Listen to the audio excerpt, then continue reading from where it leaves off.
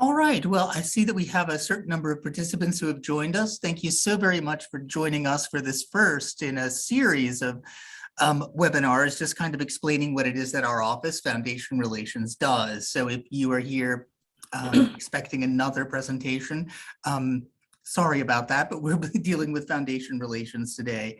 First of all, let me welcome you to a new semester and indeed a new academic year. We're really very much looking forward to working with all of you and all of your cohorts as well. So for those of you who are development officers, for those of you who are faculty members, please share what you learn from this and please encourage people to reach out to us in case they have any questions at all.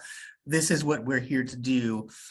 The purpose of this first meeting is really to give you a sense of the rudiments of what our office does, and particularly when it comes to doing really the focal point of our job, which is to raise money from private foundations for the benefit of research on campus, but in addition to a variety of other priorities as identified by the chancellor, the provost, and our various deans.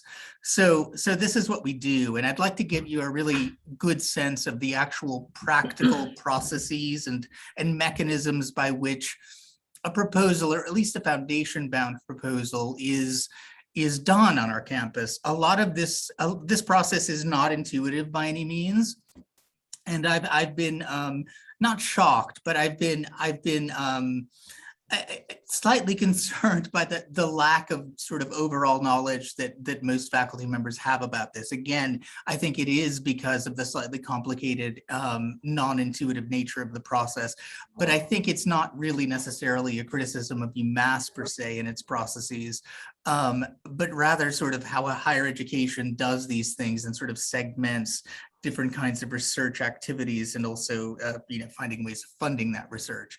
So anyway, before I get too carried away in my verbosity, I wanted to let's start and with this sort of thing. Let me introduce myself first of all. Well, perhaps not first of all, but on a second thought, I'm Cocito-Monoc. I'm Executive Director of Foundation Relations. I'm joined by my colleague, Liz Smith, who's Director of Foundation Relations. We are a two-person central unit, which means that we actually deal with every unit on campus, every college, every unit on campus. We are perhaps only two people, but we're very dedicated, ambitious people who are, very much enthusiastic about your work. And I hear, although I've not been promised much, but I hear that definitively anyway, that we will be getting potentially an additional staff member, a much needed one, to help our efforts. So, but we're here for you, and we are pleased to learn as much as we can about your work. Let me begin. I think Liz can now begin a little bit by just talking with you a little bit about, what we do, who we are, essentially. Okay, thanks, Marco. So yeah, I'm just going to give a quick overview of who we are and where we're situated on campus. So as Marco said, we are a central office. We are located within the development department, which is located within the advancement division here on campus. As a central office, we work with faculty, development officers, and staff across the entire campus. This includes the Mount Ida campus in Newton as well. We are charged exclusively with working with private philanthropic foundations. So these are organizations whose primary purpose is to provide funding for philanthropic endeavors.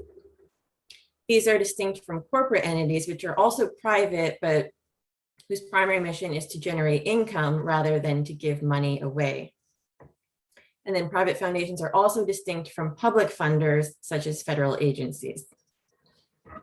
It's also important to note that we work with all private foundations.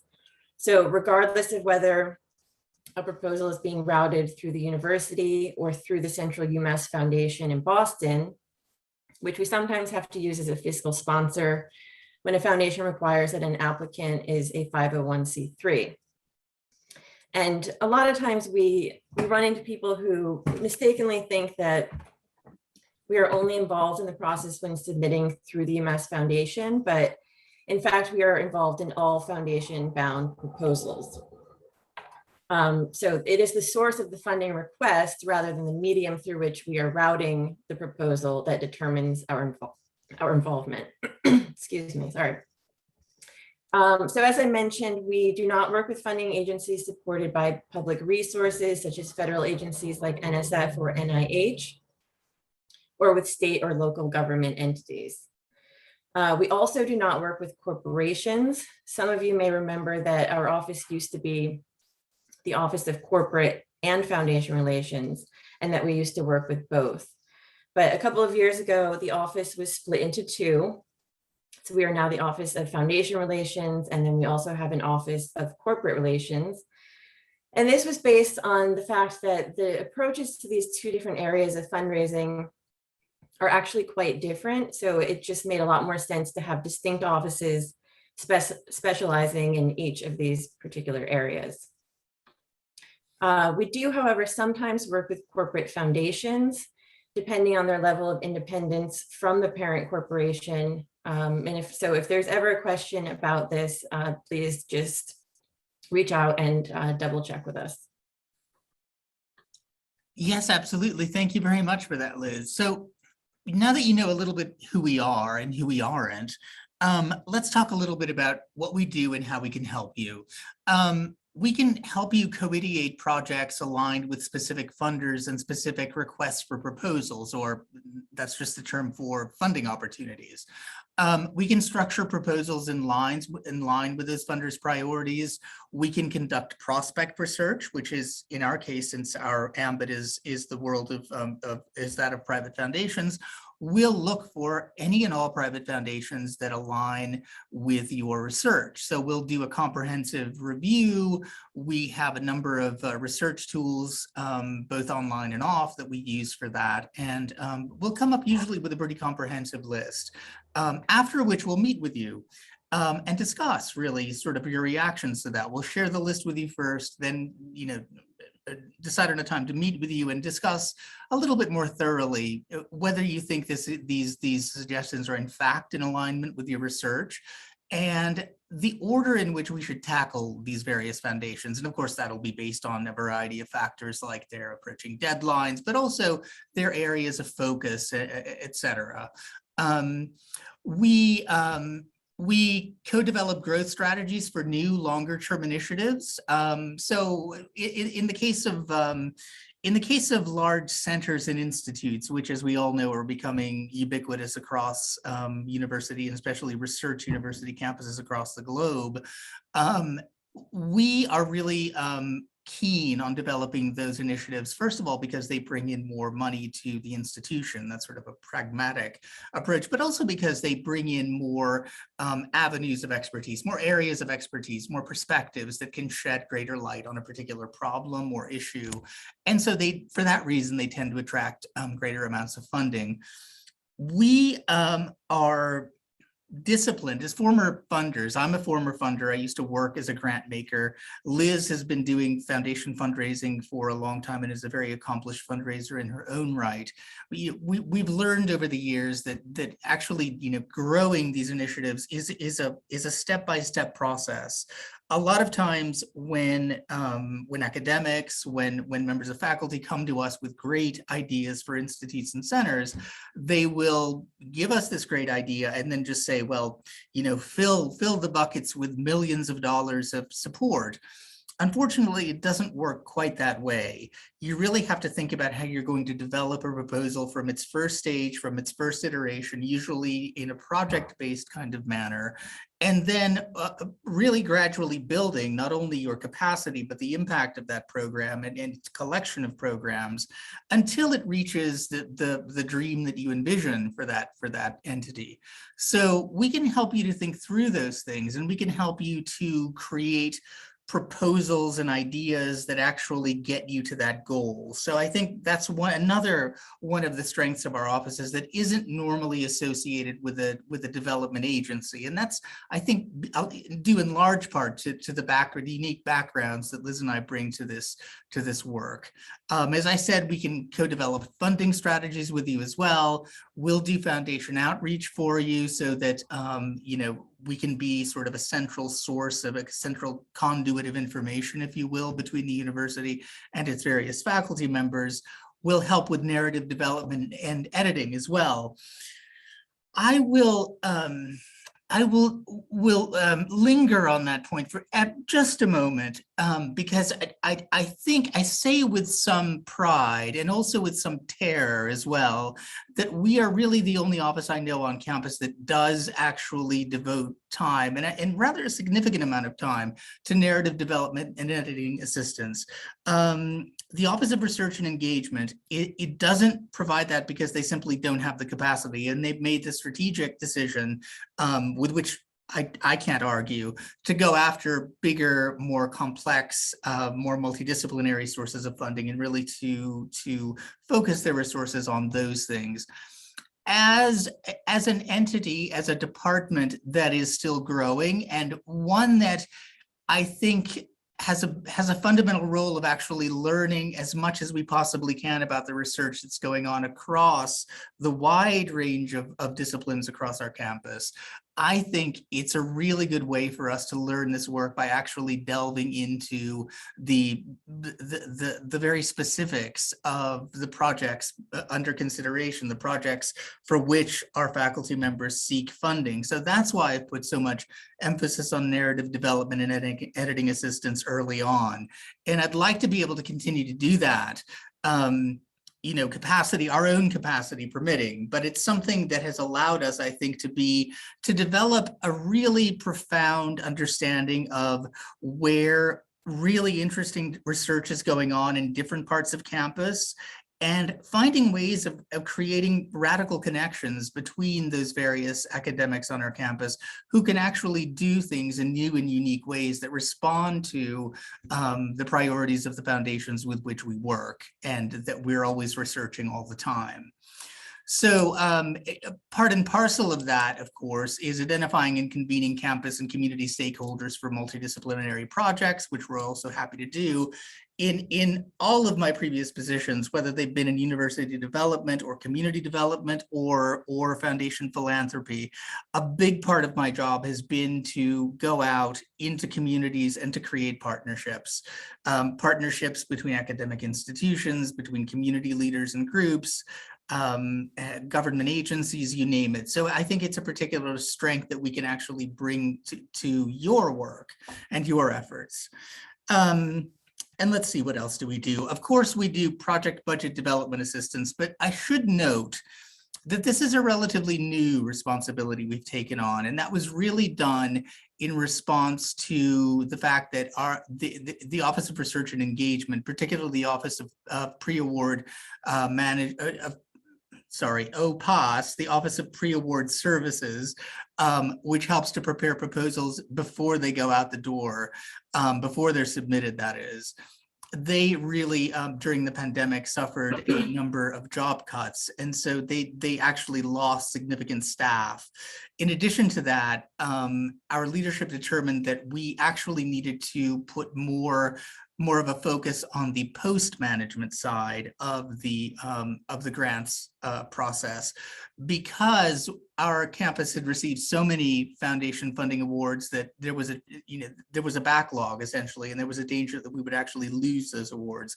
So some of the OPAS capacity was then transferred to the OPAM, that is the Office of Post-Award Management.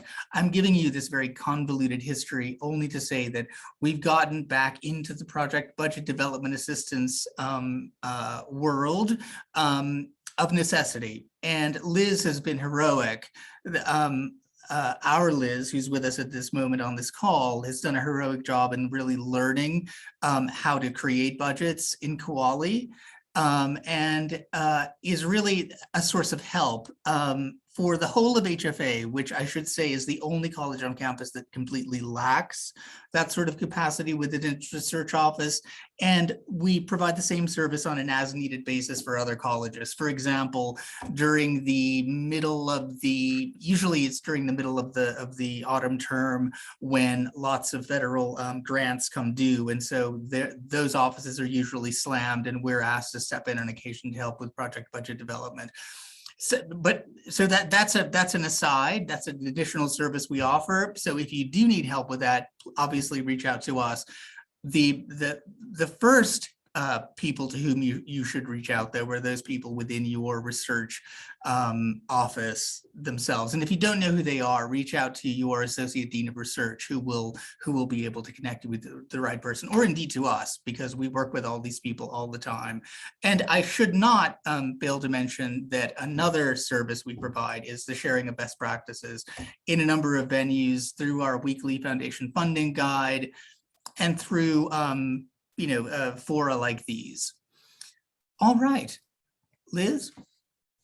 Okay, so another primary function of our office is serving as a coordinator or clearinghouse for the campus when it comes to all foundation related activity.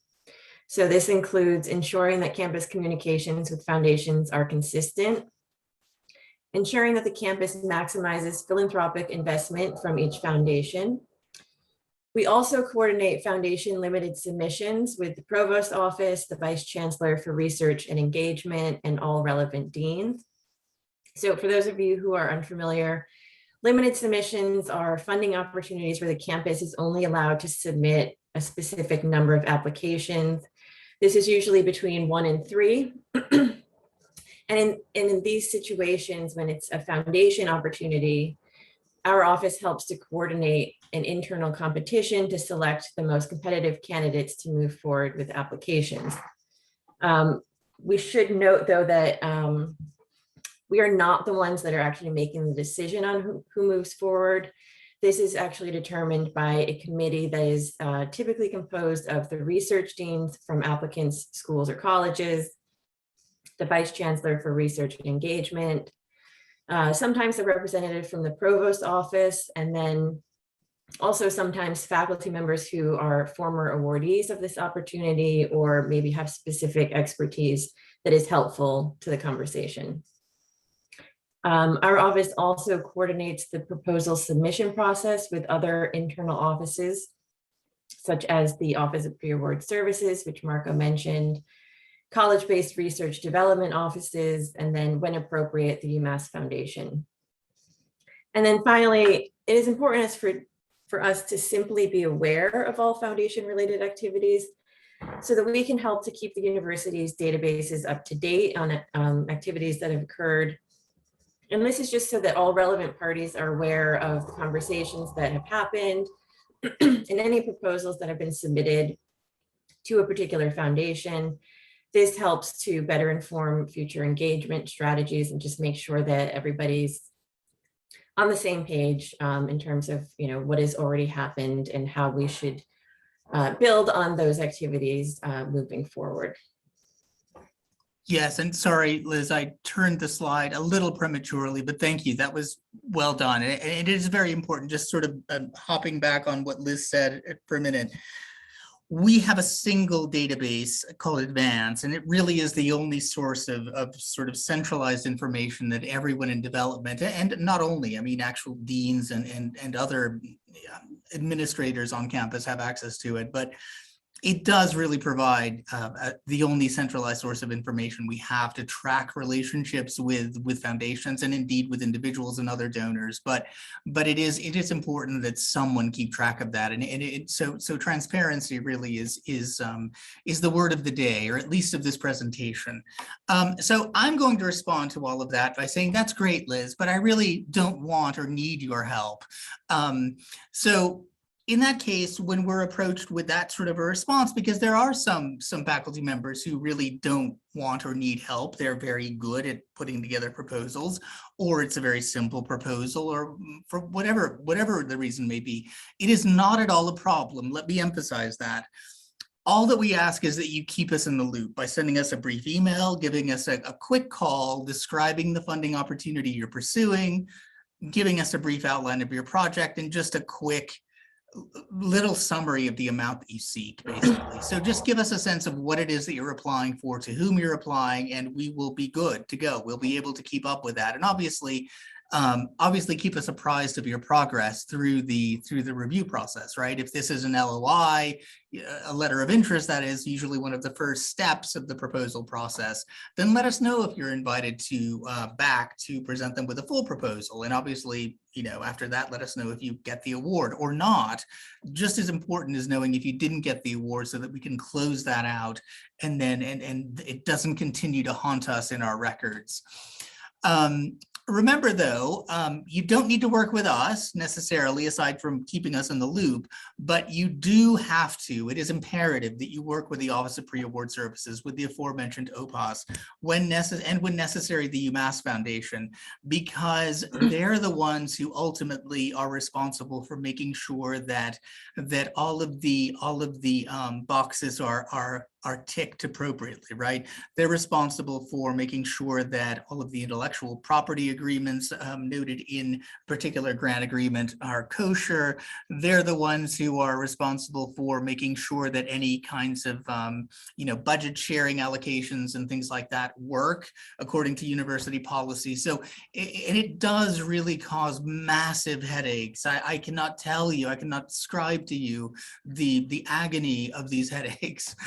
When we're forced to deal with this in an ex post facto fashion, when we hear, for example, that a faculty member has applied, under the radar for a grant, and then we're asked to come in and do all of these things and enter it into the proposal, after the fact, long after the fact, get all of the appropriate approvals from deans and other administrators. It just becomes it becomes an unnecessarily long and prolonged and even stressful process.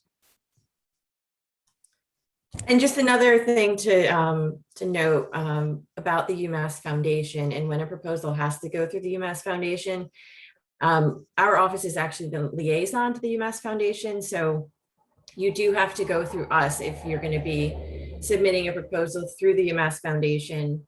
So just to distinguish, we don't only work on UMass Foundation proposals submitted through the UMass Foundation, but we have to work on any proposal that does go through the UMass Foundation. So if you know that the foundation requires a 501c3, or you're not sure if it does, then you should definitely reach out to us and we can make that determination for you. And then if it does have to, we can assist you with that. Absolutely right. But bottom line, if you're applying to a private foundation, let us know about it at the very least. If you don't need any assistance with pulling documents together. Oh, and that's another thing we provide, by the way, another service we provide. We have at the ready within easily accessible folders with shortcuts to them. All of the updated documents you'll need, sort of university financial documents, UMass Foundation financial documents, board member lists, all of that stuff. So we have it in a handy sort of area. So it really does behoove you to reach out to us and let us know, because we can send that to you in a tick without any sort of a problem. Sorry, Liz, I interrupted. Oh, no worries. So yeah, as Marco said, I mean, we want to hear if you're submitting a proposal. You don't have to work with us extensively. However, if you are planning on utilizing all of our services, and working with us extensively on proposal development and, the coordination of the entire process, then we do ask, under ideal circumstances, that you make every effort to give us roughly 4 to 6 weeks notice if you're planning to submit a foundation proposal. And this is just to give us time to coordinate with the relevant campus partners and to help you with developing your proposal. And it's also critical that you reach out to your Office of Research, again, roughly 4 to 6 weeks before the funder deadline, so that they can assist you with the development of your project budget. And as Marco said, in a pinch, and depending on the complexity of the budget, our office can sometimes, pitch in and help you with this, although it's not our area of expertise, and it's something that we're still continuing to learn. So it really is best if you can work with your college or school's research development office on this, since this is their area of specialty. Unless, of course, you are within HFA, in which case we are your budget help. So Yeah, thank you, exactly. Liz. Yes. And now I reprise my role as devil's advocate. So that's nice to know, I say in the guise of a faculty member or DO for that matter. But I reside in the real world. What are the drop dead dates for seeking assistance or review? Well, we know that it is a rare thing to get the to get the luxury, to have the luxury of being able to sort of, lead up to these things and prepare for them 4 to 6 weeks in advance. We understand that, believe us, but there are some deadlines that just cannot be pushed back any longer. So these are the down and dirty deadlines, to use a not entirely pleasant phrase, I'll admit. But let's just take a look at these, if you will. So here's, OPAS, the centrally important office, they review every single application that goes out to a funder from the university, whether it goes through the UMass Foundation or not. So they require receipt of your financial project budget and at least a good working draft of your narrative, no later than 5 working days prior to the external deadline. You'll notice that when it comes down to these drop dead dates, 5 is the magical number. It's the magical number for OPAS. It's the magical number for us as well, for our office. So, and this is usually done, I should note, in coordination with your Office of Research and also with foundation relations. For example, I don't know how many people from CNS we have, but I'll give you a good example of those, of a college that has a really strong research office. So Ann Gaddy is usually the individual who helps with the project budget preparation, and she will coordinate both with the PI or PIs and with our office simultaneously on the development of the budget while we actually develop / review the narrative portions, and then we sort of collectively arrive at the decision that this proposal is ready to be submitted for review to OPAS and or the UMass Foundation. So again, just keep that magical number 5 in mind, and you shouldn't go wrong. Again, remember, OPAS must review all proposals. That is absolutely written in stone.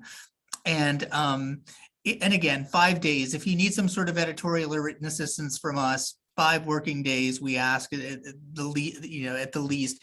If it is not a particularly long or involved proposal that requires review, we could be able to do it in as few as 3. And I've done it out of kindness and courtesy, in a matter of a couple of hours or late into the night, but I'd rather preserve my health and just sort of, if at all possible. So please try to respect those deadlines, because these are, they're rather drop dead ones, as we said. All right, continuing on that cheery topic, there are, of course, instances when your proposal will have to undergo additional review, as both Liz and I mentioned, by the UMass Foundation. So it's important to note that the UMass Foundation there are several UMass Foundations, right?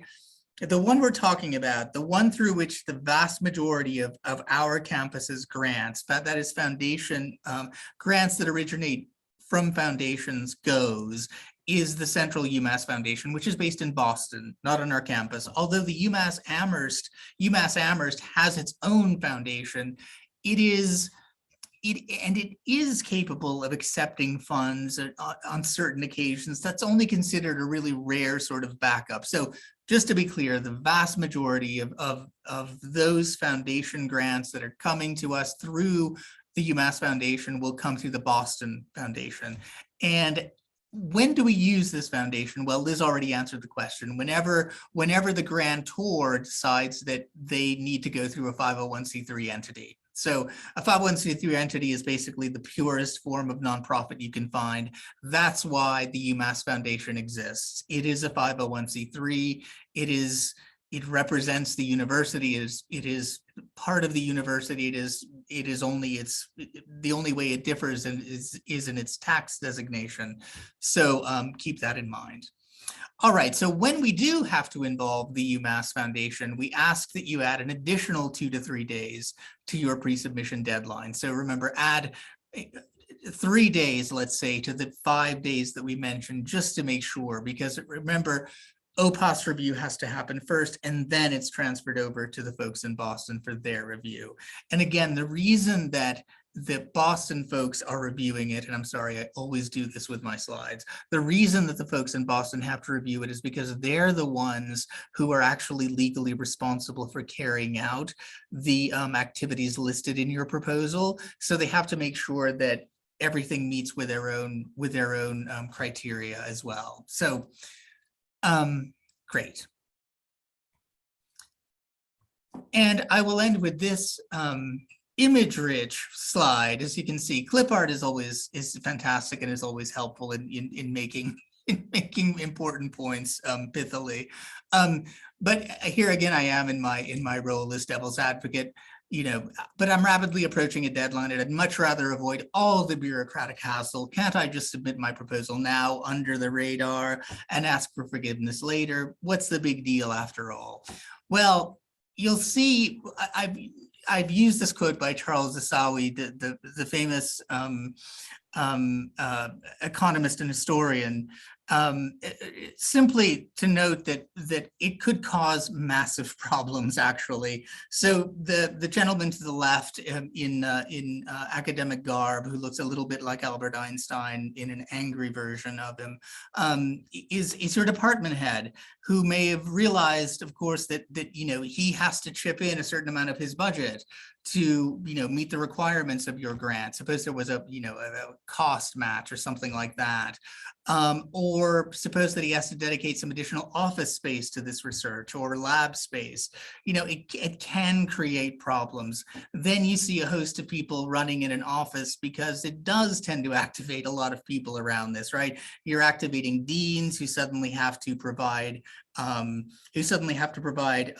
their permissions on certain things well after the fact. You're activating people within your own research office. You're activating people in OPOS and OPOM, and you're activating us, because OPOM has actually slightly moved away from the business of dealing with these things, and it's back onto us. And since our major responsibility is to, indeed our only responsibility is to bring private foundation dollars to our campus, it really sort of takes away from our task. And so we'd much rather not be in a position to do that. And the person who's sort of doing himself harm with his ties represents me when faced with these last minute deadlines and having to do these various things in what we should note is rather an extremely busy time when we're rather under resourced. So really the important thing to remember is that what appears like a shortcut really isn't, because it does take a lot of time on the part of a lot of people to fix it. All right, and back to Liz. Okay, so another question that we often get is, what if I'm already receiving assistance from ISSR or UMI, which is the UMass Innovation Institute?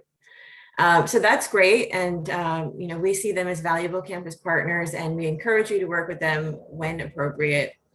However, it is still important that you also let us know of your foundation related activity, since we are the university's central office focused on foundation relations, and we are responsible for keeping track of all foundation relevant activity on campus. By helping us to centralize this information, you are helping to create a more solid structure for increasing foundation grant making to our campus and maximizing philanthropic giving. So the takeaway here is just, we don't require that you work with us. If you are working with ISSR or UMI instead, we just ask that you keep us in the loop so that we can just be aware of what's going on. And also, we might be able to supplement some of the services that they're providing. So maybe they're helping you develop your budget, they're helping you to put your proposal into Quali, but we might be able to still provide some value in terms of reviewing your narrative and helping to shape that to be a better fit for the foundation's focus areas and priorities. All great points, Liz. Yes, indeed. All right, and really, before we open it up to questions and hopefully coherent answers, I'm going to leave you with a quick list of resources that you might find helpful. Foundation Relations, our office, has its own website, which is not the most aesthetically updated or pleasing one at the moment, but which does actually have some more updated information on it. Liz was kind enough to go on and a couple of weeks ago and actually update certain things. We're in the process of doing that, and I'm told our website will be entirely restructured and made more pleasant and usable. But until that time, we think it still contains some very helpful information that you might find of benefit, such as recurring funding opportunities with deadlines, best practices in grant writing, and much, much more. We also publish a weekly foundation funding guide, which is distributed every Tuesday via email. We send out an email blast. It consists of current requests for proposals, that is funding opportunities, trainings, and best practices, and sometimes the occasional bit of news happening with foundations. A note about this, a brief note about this. We were told that every autumn, during every fall semester, all new faculty and staff are added to this mailing list automatically. The problem is that it happens rather late in the first semester. I believe it's like at least the middle of November before this happens. So we recommend that in case you aren't already registered for this to receive this precious resource, that you do so by reaching out to us directly so that we can actually add you physically to our list so that you don't waste any, you don't miss rather any important issues, because we actually, it is a worthwhile resource that can put you in touch with some helpful opportunities and other useful tools. The Office of Pre-Award Services, the often mentioned in this presentation, OPAS, provides helpful policy guidance and forums at this link, which we will share on our website along with this presentation, which is being taped for good or ill, and will be on our website later on. The Office of Research and Engagement, obviously, that's the office that deals with the federal agencies, right? So when you're talking about the NSF, the NIH, even the NEH, if it's a federal funder, the Office of Research and Engagement will deal with them. We don't deal with federal funders. We deal with private foundations, or that is, philanthropic entities that give resources from private resources rather than public ones. And of course, very importantly, corporate relationships, which are now outside of our bailiwick following national best practices, are being coordinated by a nice, lovely, and kind and helpful colleague by the name of Chris Fruin. And Chris's email is listed here on the same page. Now, I think I've actually exhausted everything I have to say, and we'd love to be able to answer your questions. So please go ahead and ask. Feel free to chime in either verbally or write a question in the chat. We are most eager to hear your questions, thoughts, points of confusion, sources of frustration, anything.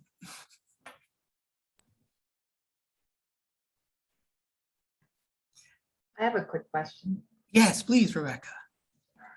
I was wondering if there's an organizational chart that shows all these different offices, just a map, because I find myself not knowing which place I'm supposed to go next. And it happened a few times now that I've asked the wrong people the questions and has to get shuttled to the right person.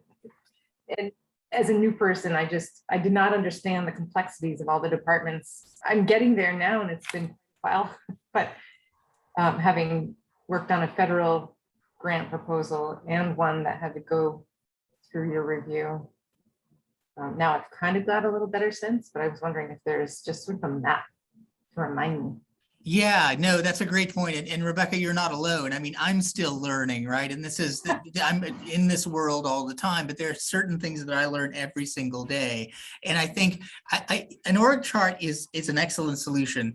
The only challenge is that we have to do this in consultation with a number of other offices too, because some of the responsibilities that we assume aren't official ones exactly. and they Mhm. aren't measured in our metrics, right? So it'll be frequent for me, for example, and I don't want to say this too loudly, to chip in on helping review, for example, some federal some federal funding narratives, even though even if they get a multi-million-dollar award, that's not going to show up in my metrics, right? But if I have the time, I'll do it. Or when it comes to budget development work or things like that, right? So there are organizational charts that are very logical and that will take you to the right person in the right instance. But there are some gray areas now, especially since OPOS and OPOM have kind of I don't know, diminished their footprint a little bit of necessity, that are still in the gray areas, right? So I hear that both of these entities are hiring again. They're very keen on even expanding the geographic regions from which they recruit, which is going to be helpful. But in the meantime, we're still left in this sort of hazy space. So we'll work on that. And I think that's an excellent idea. But just to let you know, we've got to do this in conjunction with others too. So thank you. Yes, Megan, hey. Hi. You had mentioned that you all are trying to learn about the different projects across campus and that you have obviously a database of the different funders. How would you kind of sift through that? Because initially I'm thinking like, ooh, if y'all got an opportunity, if y'all are working with the funder, there are so many opportunities across campus that are similar. How do you, is there something that we can provide you with maybe keywords of key projects that would be able to help you sift through who you should reach out to? Or yeah, I mean, I don't think you even have to get that fancy about it, Megan. I think just letting us know about any kind of initiative, right, by either writing a brief summary of it or like sending us a link to any kind of identifying information, so that because you're right. I mean, so many of the initiatives on campus are intersecting in different and interesting ways that sometimes are changing over time, right? So just being aware of the general landscape for us is helpful. Is that what you're asking, or are you asking about funders themselves, how we find funders? Kind of a little bit of both. I mean, like if there was a funder that would be a perfect match for icons, that's what I work Right. for. What is that trigger for you, knowing that you're trying to maintain information in your head with all the great stuff going on campus? So what would be some key things I can do to make sure that if there is a good match for icons, that it helps, that there's something to remind you that we are here? Oh, I've got you right. Yeah. So I mean, just send me updates every now and then about what's going on, Okay. right? I mean, when there's a news story or something, let me know about it, because that's a great question. And I think that's the solution you offer is a fantastic one. I think that, just getting updates on what these different initiatives are up to is helpful, because we know about all sorts of initiatives going on campus, right? ETI, the energy transition, the living lab sort of stuff. But, what is it? Where are we in these things? That's sometimes where we're not exactly sure where we stand, right? So I think getting these periodic updates, for me, is certainly very helpful. Another thing to add is, if there's a specific component of the program that you're currently looking for funding for, if you could share that with us and, share a little bit of information about how much funding and what it would be for and what, that kind of thing, then we can do a targeted search for you, and we can come up with a list of potential prospects, and then we can go through that list and come up with a strategy for approaching them. Great, thank you. And just having you in our minds, right, will make it more likely that your names will pop up as we find maybe some aligned opportunities that we might not have thought were right for you, but that turn out to be, right? So we're always thinking about those too, because I don't think that any search is entirely wasted, right? Any prospect search is entirely wasted, because as long as you sort of keep it in your mind, you'll always be able to think of something, or something will come along that eventually fits. It's been my experience of that anyway. So yeah. What else? I work with UMass Women into Leadership, and they have an alumni board with a development committee, and they are interested in linking up with folks at perhaps foundations, definitely corporations, Okay, to get grants for their work. And got they it. asked specifically if we have a list of UMass female CEOs. And so obviously we're not just giving out that information for students to contact alumni to ask for money. There's, Right. obviously a lot more involved. But is UWell a group that you would work with, or less so because they're looking more for small corporate grants rather Well, than? it depends. Right. I mean, that's a great question. I think if you're looking for smaller sponsorships, right, that usually would be with Chris and corporate relations, because though that's kind of the bread and butter of local corporate chiefs, right, or managers.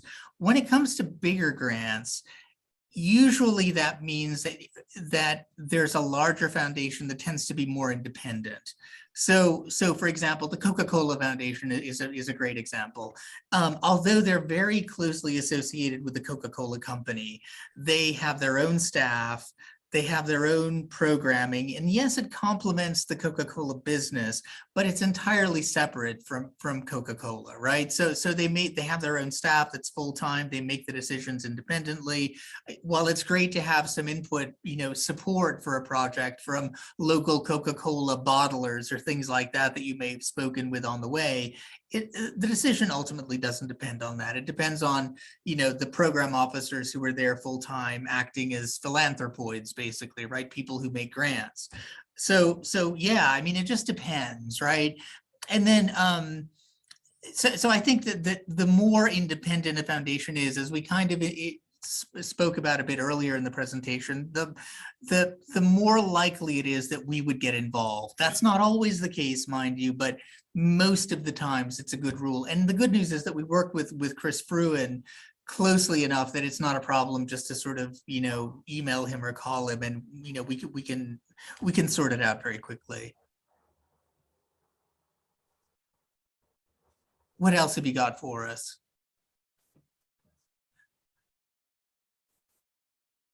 If you don't, as you're thinking of specific questions, I wanted to make you aware, and I've got to hop off in a couple of minutes because I've actually got a meeting with a funder coming up, but I wanted to make you aware of a really helpful resource as you go about sort of the general task of looking for funds, right? Now, I want to emphasize at the outset that this should not be used in lieu of reaching out to us, because we don't only use this online tool, because this online tool is a great tool, but it's a very limited one.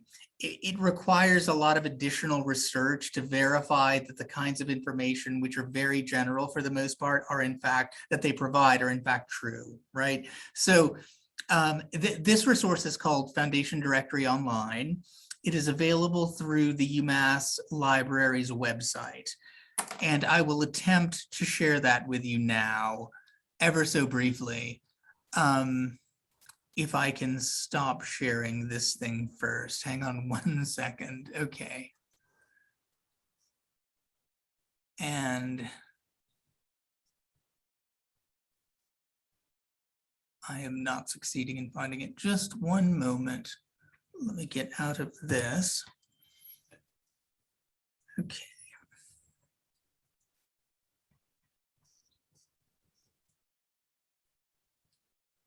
All right, libraries. Liz, do you happen to have that handy? Liz, who is far more technologically advanced than I am. Sure, I can try to share my screen. Thank you very much. If I can, I'm not sure if I can since I'm not the host. Oh, that's true. Let me. But it looks like I can. Okay, terrific. Give it a go. Oh, wait, no. Well, you've got to stop sharing yours and then I think Oh, that's the trick. Yes, indeed. Thank you. okay.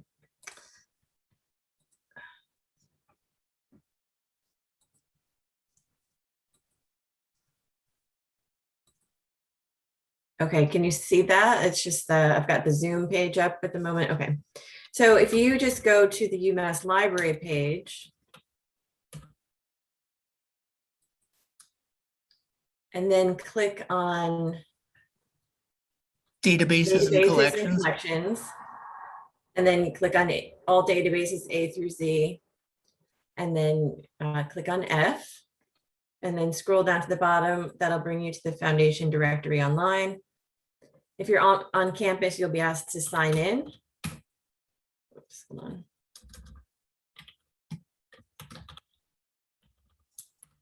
And that's the great thing about this, right? It's available to all faculty for free. I've been at other institutions where this has not been available to everybody, and you actually have to reserve a time to get on it.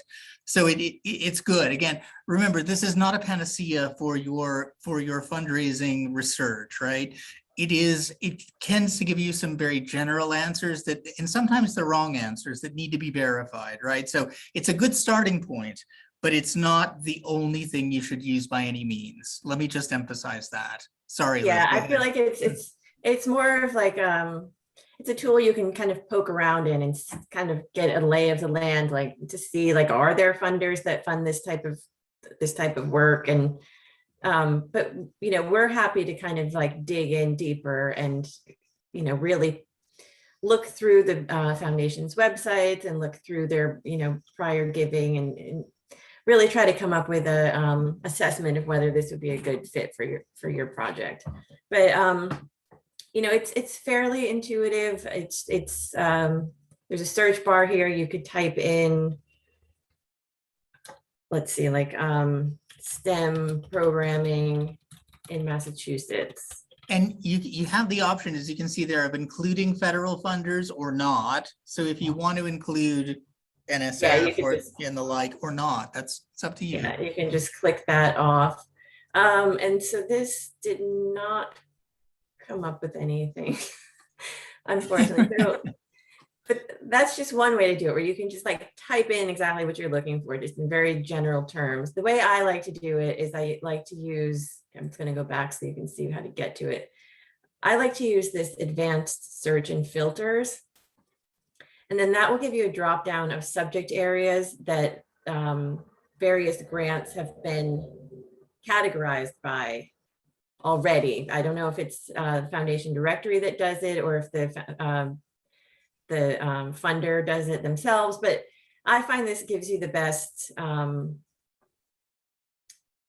like the best list, because these are grants that have already been identified and tagged as these fitting into these categories.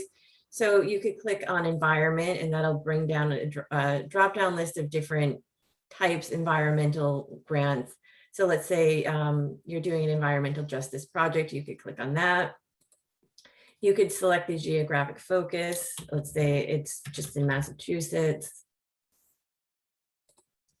And then under additional filters, you could put in keywords, you could put in support strategy. So let's say it's just a research project. So you want to like narrow in on funders that specifically fund research. Population served is another good one. So if you're you know, funding a particular age group, so let's say this is a program for high school students, and you could click on adolescents, hit search, and something must be wrong. I don't know why it's not pulling up any. I'll just try to let's just see if I can pull up environmental justice funders. Okay, so yeah, I guess in that instance, I put in too many parameters. So sometimes it's better to just like start broad. And then if you're getting too many results, then you can sort of narrow it in with those additional filters. But it will pull up a list for you of this one. It was 2,451 grant makers who have made environmental justice focused grants. So you can click on view all and you can, you know, pull up a larger subsection of that list. You can sort it by these various headings at the top. So if you want to, I think right now this is sorted by grant count. So Global Green Grant Fund has funded over 5,500 grants. But you could also filter it by amount funded. And so that will tell you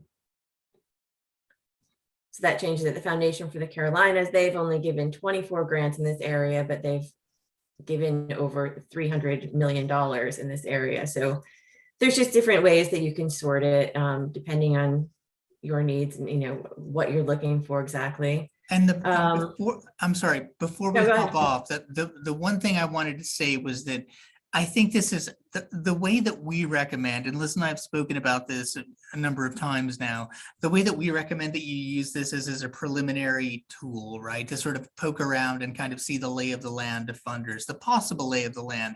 Because remember, the data is only as valuable as to the degree that it's sorted well, right? And a lot of this data is sorted in very general categories that when you start to poke a little bit further, sometimes really don't align at all with what you thought they did, right? So it's really important to add this specific proviso, as Liz knows very well. I mean, we would be, you know, jumping around for joy if this were the quick solution to all of our problems, but it's not. It's a good starting point, as we say, but don't by no means use this as your only source of information, because it could lead you badly astray on its own. Exactly. So if you were to just use this list and you were just to like assume that each of these foundations on the list is going to be a good fit for your project based on the fact that they've given a bunch of grants in that particular focus area, you know, there could be all sorts of things, geographic limitations that, you know, might make it so that they're not a fit, or it could be that their focus areas really aren't in that particular area, but they just happen to give a few grants in that area. And so, you know, they're not really accepting applications for that type of work. So you really do have to dig deeper. And so that's one of the things that we're happy to help you with. And, but, you know, if you're curious and you just kind of want to get like an overview lay of the land of, you know, are there funders out there for this type of work, then, you know, by all means, we encourage you to use this resource as a starting point. And feel free to share it with us and say, look, I've come up with these preliminary foundations. Do they hold up? Would you mind, you know, checking to make sure that they are in fact aligned with what I think they are? So, you know, again, communication, transparency, these are the two things that I think will help us to get through some of the convoluted bureaucratic mechanisms of our campus, and frankly, not just of our campus. I've never been to a higher education institution anywhere in the world that doesn't have its own unique bureaucracies and ways of doing things. And so we're working all the time on actually making these processes, you know, more efficient and better. But ultimately, it depends on you as those people who go after grants to let us know and keep us in the loop. Let us know how we can help you. And if we can't help you, just let us know what you're doing. I think that's the message. So before I hop on to another meeting, I just wanted to thank you all again for your time. Liz and I are going to be pulling together a list of other trainings for the semester and indeed for the whole academic year that we'll be sharing with all of you soon. So have a lovely weekend, and don't hesitate to follow up with any questions that come to mind afterwards if they do. All right, good to see you all. Take care. Thank you guys. Take now. care.